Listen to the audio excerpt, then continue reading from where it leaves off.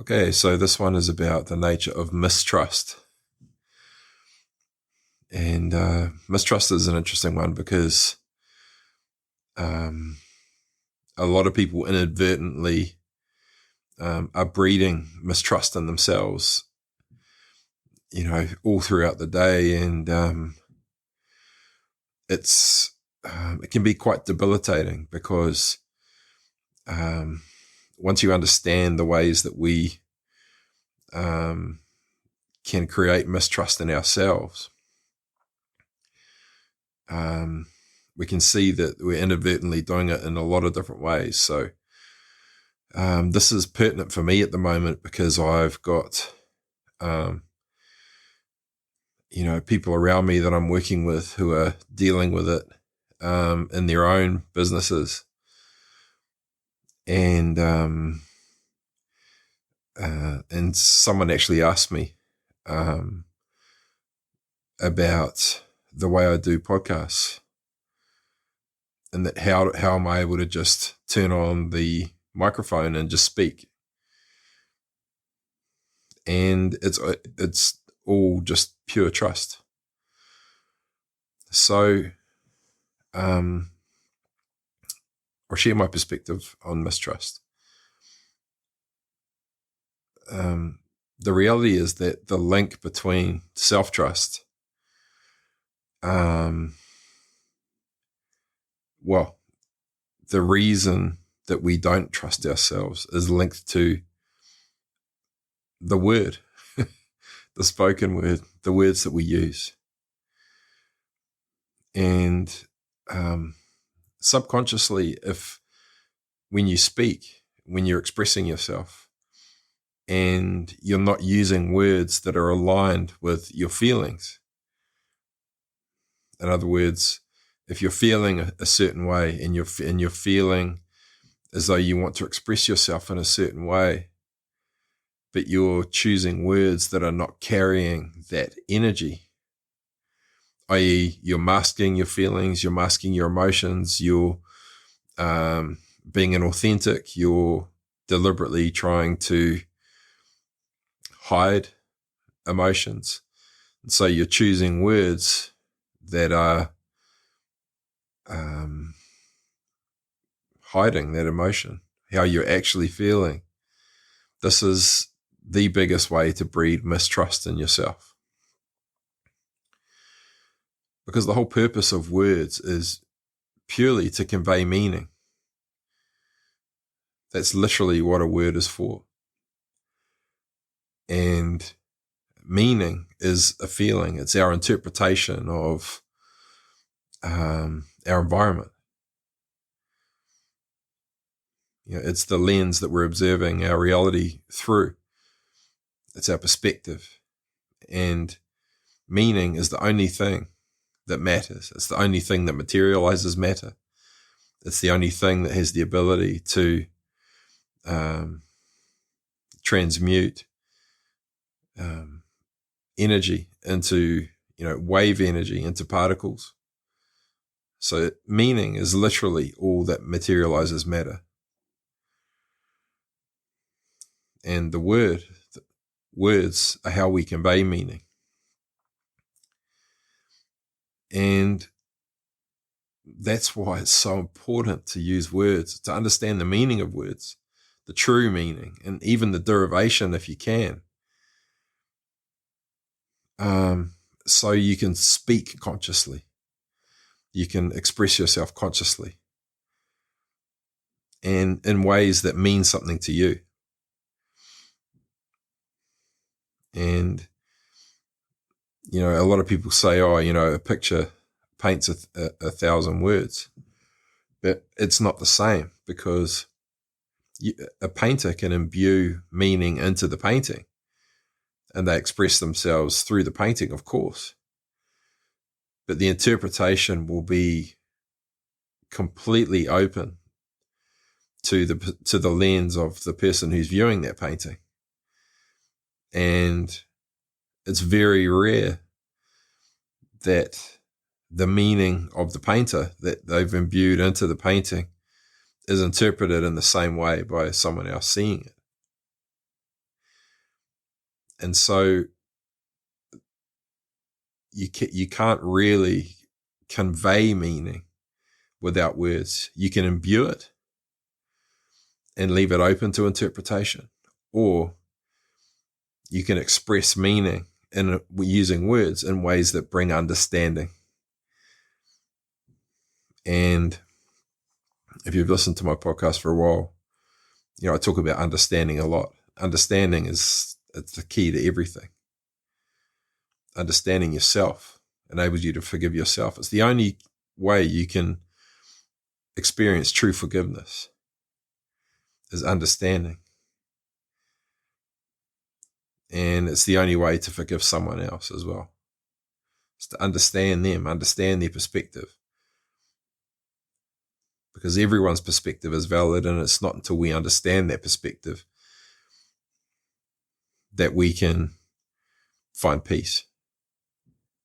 Make peace with their choices, make peace with how they are choosing to be in the world, make peace with their perspective of us, make peace potentially with their hatred of us, with their disdain for us, make peace with what they're projecting onto us.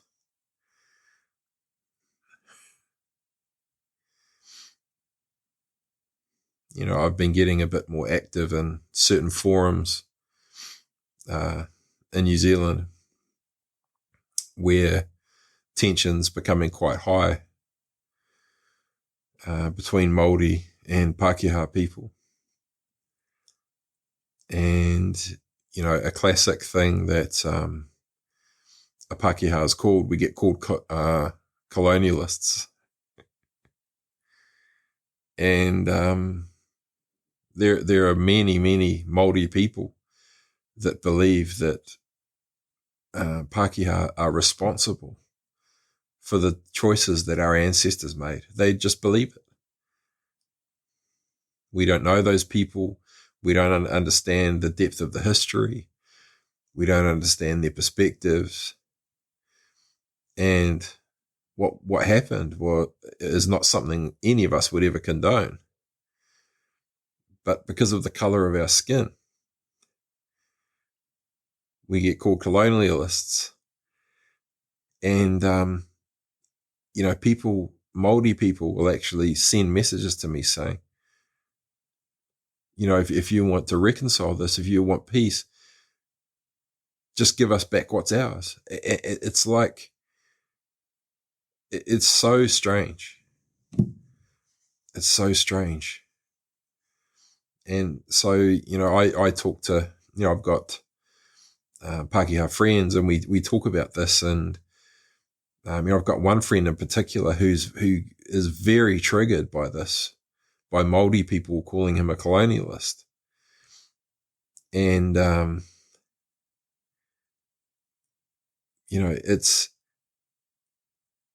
we have to understand their perspective. It's pointless trying to invalidate someone else's perspective. They don't understand our perspective. We don't understand theirs. But we spend so much time, we just waste so much time trying to invalidate each other's perspective. But the only way to create peace and reconcile in this situation is to share our own, using words, sharing what it means so that we can understand each other. And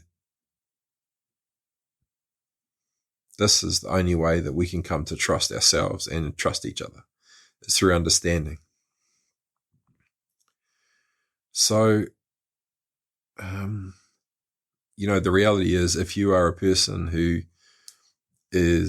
wants to express themselves in a way like I am on this podcast, you don't want to write scripts. You don't want to, you want to do it on the fly. You want to do it spontaneously. Self-trust is essential, and you'll never truly be able to feel free doing this kind of thing unless you do trust yourself. And so I want to help you to identify ways that you can feel more and more comfortable trusting yourself, trusting what your feelings are, and trusting the words that want to be spoken as those feelings arise. And the key is, honestly, it's just authenticity. It's authenticity. And so the best thing I can do is share my perspective on what makes it easy or easier. Is you never, ever question your interpretation of something. You never question it. If you have a perspective on something, if you feel a certain way, it's always valid, even if someone else's perspective on that thing is completely different. Whatever your interpretation of any experiences you're having in your life, of your reality, is valid to you. It's completely valid. Even if even if someone may call you crazy, or even if someone may call you stupid, or even if someone may call you weird, or whatever it may be, your perspective is valid, 100% valid, 100% valid. And it's not until you are able to validate your own perspective and validate yourself that you can step into a true space of self-trust. And until this happens, you'll want to be controlling the narrative all the time, because this is what someone that is unable to trust themselves, this is what they do, is they're always trying to control the narrative in order to protect themselves, because they don't feel safe. So for someone that doesn't feel safe sharing their feelings, or sharing an interpretation, or sharing meaning really is the thing. What it means to me. This is what this means to me. It's imbued with my opinions. It's imbued with my feelings. It's imbued with passion, emotion, what's important to me. And it's sharing meaning. Sharing with someone our interpretation of meaning is intimacy. And when we fear being emotionally intimate, then we're always trying to control the narrative. And the best way to control the narrative is to use words that are disconnected from how we really feel, as opposed to choosing words that are a match to the feeling inside us. This is a feeling that I'm having right now. What is the ideal word I can utilize to carry this meaning? What is the ideal way to speak right now that is in total resonance and in harmony with the feeling that is inside my body right now? And when that total trust comes, you don't think about words. You don't think about words. You feel, and you allow the feeling to be expressed. And it's almost like the feeling comes first and it's choosing the words for you. You're not making choices about the words. You're allowing them to be spoken. And it's an incredibly liberating state of mind. Self-trust is, and I've spoken about this on other podcasts as well, self-trust is something I would not trade anything for. I wouldn't trade it for anything. No amount of money. I would never trade away self-trust, ever. Because you're truly free in this state. you know. And so in the context of, if you're someone who doesn't trust other people, and, all of us have been through this, I have especially as well. When I, different phases of the business the main business I'm creating, and I've needed to get help. I'm a jack of all trades. I'm a specialist generalist. I can do lots of different things. At an above average standard. And so my issue is I've often been stuck in that mindset of, I can do it better myself. I'll just do it myself.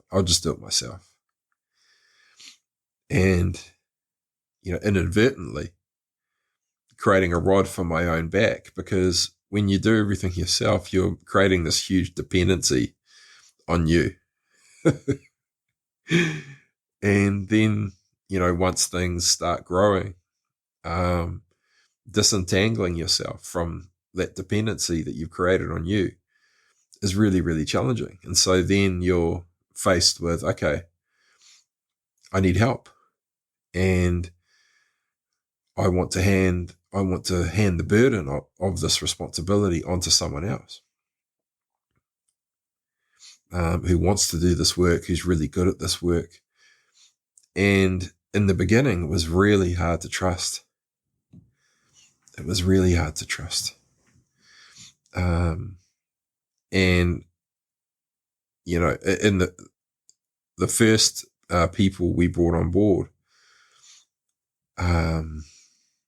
to help us with the business was a software development team. And man, that was hard. That was so hard. But, what happens is you realize it's your inability to trust them is because you don't actually trust yourself. You don't trust that you understand what's needed enough. And this is one of the most crucial. So this was many years ago that I went through this experience. I'm now adept at it. But when we don't trust other people, it's because we don't understand what we want enough. We don't understand the requirements enough. And that your ability to entrust someone is entirely dependent upon how deeply you understand what you want and what you need. Because in the moment that you do understand and you do know exactly what you need, then you can get everything you need. This is the essence of creation, is understanding what you want, understanding what the vulnerabilities are, being honest with yourself about what makes you feel vulnerable, what makes you feel afraid, and, sinking into and leaning into the anxiety, the fear, the mistrust, the uncertainty, so that you can identify and understand exactly what it is you do want. And once you do know exactly what you do want, with absolute clarity and not a moment sooner, trust just happens. You're then able to entrust someone else with the responsibility. And you'll just know. You'll know that's the right person. You'll know they're capable. You'll feel good about it. And you'll be able to articulate to them exactly what you want and exactly what you need. And therefore, they will gain the understanding that you have, and you can transfer it. And again, here's where the words come in. Articulating our vision articulating our desires to someone else with clarity is one of the most potent skills you'll ever be able to cultivate as, an entrepreneur or as someone who collaborates with lots of different people. And so, once again, self-trust and trust in others is very similarly linked, and that understanding ourselves, exactly what we want, giving ourselves permission to want what we want, and using words that are carrying meaning. Because again, meaning is all that matters. And if the words that you're using are not carrying what you mean that you want, then there's no understanding happening. There's no understanding happening. And if you're highly attuned to people and energy, and, your intuition is on point, you can feel a disconnect if someone's using words that are not connected to what they actually mean. And, this isn't easy for everyone. For me, then, for people who struggle with this, who don't trust themselves, who aren't capable of giving themselves permission to validate what they want by themselves, they have no choice but to try and manipulate what they want. And these people are, they have no choice but to, ask you questions and, basically probe you without actually sharing what it is they want, in order to evoke out of you what they want and try and get you to say that that's what you want. So it can feel very manipulative when it's happening. But if you understand them enough to know that they're not quite at a stage where they're ready to validate their own desires or share their feelings, then you can work with it, and you can allow that. And rather than it feeling like an interrogation, you can look at it from the perspective of,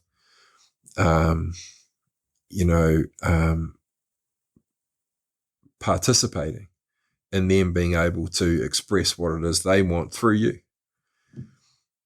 So, it is a skill, and it does take someone who has the ability to express themselves in an authentic way, using words that are carrying meaning and are imbued with meaning, requires, deep understanding, and deep self-awareness. And you've got to be able to accept yourself to the degree that you trust that no matter what you're feeling and what you're saying, that you're not ashamed of it, you're not trying to hide it, you're allowing your true nature to be seen no matter what it is. And, that doesn't mean that you're going to speak perfectly all the time. It doesn't mean that you're not going to stutter at times. It doesn't mean you're not going to have to search for words that are not on the tip of your tongue. It doesn't mean you're not going to have to take a second to give yourself the space for the ideal word to arise. It's not going to be some perfect expression like a speech, but it's going to be totally authentic and totally free. And, that's how I run this entire podcast. Is I have an experience in my life and it inspires me. And all I do is go into that podcast episode knowing that I want to talk about that topic. And then I just start talking. And I just trust that it's going to, that the energy within me that wants to express itself is going to determine what is said. And, you'll find lots of mistakes in my podcasts, especially lots of mistakes with tenses. Lots of mistakes with tenses, because I'm always zooming into and out of, because I'm extremely visual. And so sometimes I'm zooming out and I'm in observer mode, hovering above, looking down on a situation. Sometimes I'm looking out of my two eyes. Sometimes I'm looking out of the two eyes of another human being. And I'm just zooming in and out and, the whole time. And so I often use words that are the wrong tense. And lots of different mistakes, but it doesn't matter, because you know what I mean. You know what I mean? Do you know what I mean? But it's true. And, meaning is all that matters. And as long as you understand what I mean, that's all that matters. And it's quite fun. I really enjoy discovering and learning about words. It's something I've really gotten into in the last few years, where if I hear a word for the first time, I make sure I go and understand it. What's the source of it? What was it derived from? What's the context? And in other ways, I'm so finely attuned now that if I feel a feeling inside me and I go to speak it, I can sense when my vocabulary is limited, it's too limited, that the word that I'm going to use, it's not carrying the full energy of what I want to express. And so I'll take the word that I was going to use, put it into Google, see if there's some other words, and then find a word that I've never heard before, something that I wouldn't typically use. And I just use Google until I find a word that perfectly matches how I wanted to express myself. And what I find is that just the act of searching for that word, finding it and putting it in my arsenal, I don't have to practice it. I don't have to try and use it in day to day. What I notice is when I feel that feeling again, that word just is the word that comes. So, self-trust is like a superpower. It gives you incredible freedom. It evokes trust in other people. And when you can create space for other people who struggle to trust themselves, then, you can create an environment wherever you go where it feels conducive to authenticity. And, again, if you are someone that feels like you've got an opinion, you want to say something, you've got something to say, maybe you've contemplated doing a podcast and maybe you're floundering and wondering whether to start, how do I start, what do I do I need a script, all these kinds of things. My hope is that you do get to a stage where you can just be inspired and then just turn the microphone on and then just speak, and you'll trust everything that comes out. And, you won't cling on to perfectionism. You won't care that it's not perfect because of how it feels. And, so just to summarize, when we use words that are, I would say, incoherent, in that they're not compatible with the feeling that we want to express or with the meaning that we actually want to convey, this subconsciously breeds mistrust in ourselves. And when we can't trust ourselves, That's a major compiling issue, a just compounding issue. And the